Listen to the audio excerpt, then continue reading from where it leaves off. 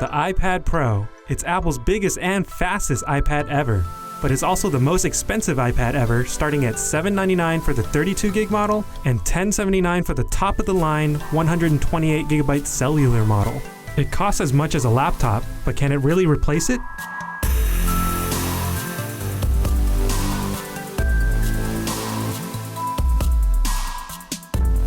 The one thing that catches everyone's eye about the iPad Pro is its size. People flock to see the humongous tablet and its 12.9-inch screen, and for good reason. It's a gorgeous display with colors that pop, and it's such a high resolution that images and text look insanely crisp. Video looks great as well, though the 3:2 aspect ratio will leave black bars at the top and bottom. Still, I can deal with the black bars since web pages and comic books look so nice on its display. Games also look great on the iPad Pro's large display and give you more room to move around for strategy and tower defense games. There are a surprising number of great games for iOS, with standouts like Monument Valley and Lumino City. I found myself getting sucked into the beautiful world of Lumino City and its fun puzzles. But with that huge screen comes weight. Sure, 1.57 pounds doesn't sound like much, but it gets tiring to hold in one hand. You'll want to plant the iPad Pro on a table if you're planning to watch video or play games for an extended period. Holding it will also cover the iPad Pro's speakers, of which there are 4.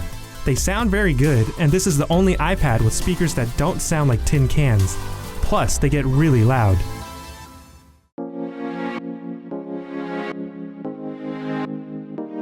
We can't talk about the iPad Pro without mentioning its main competitor, the Surface Pro 4. While Microsoft's tablet runs a full version of Windows, the iPad Pro runs iOS 9, the same interface found on its smaller siblings and iPhone cousins. So is iOS 9 powerful enough to actually do work? Well, yes and no. There is split-screen multitasking, but there is only a limited number of apps which support it.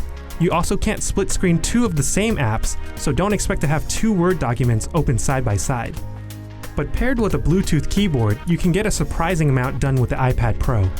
This review was written entirely on the iPad Pro using Google Docs. I use Microsoft Outlook to answer work emails, Slack to communicate with my team, and Dropbox to sync all of my files. Apple sells its own keyboard for the iPad Pro, but I use Logitech's $150 Create keyboard for this review. It utilizes the iPad Pro's 3-pin connector to automatically pair and for power. There's also no need to charge this keyboard. It looks and feels like the MacBook keyboard with shortcuts for media controls, brightness, keyboard backlight, and volume. Typing on the Create feels good, but there's a bit more flex than I'd like. As powerful and feature-packed as the iPad Pro is, iOS 9 just isn't versatile enough to let it become a laptop replacement. For getting things done, the Surface Pro 4 or a laptop are better options. After my time with the iPad Pro, I wished Apple would have taken some more elements from OS X and brought them to the iPad. The iPad Pro is the best tablet Apple has ever made. If you always thought that the iPad Airs were a bit too small, the iPad Pro will make you very happy. It's quite thin and relatively light. Its big screen makes creating and consuming content more fun than ever.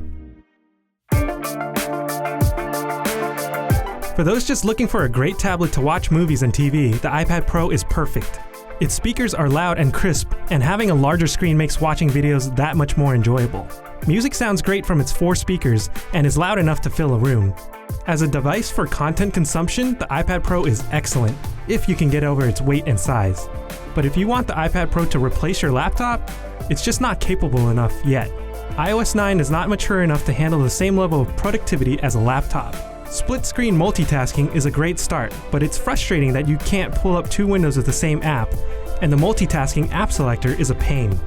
Hopefully Apple can bring some more features from OS X into iOS to make it truly capable of being a device for work and play.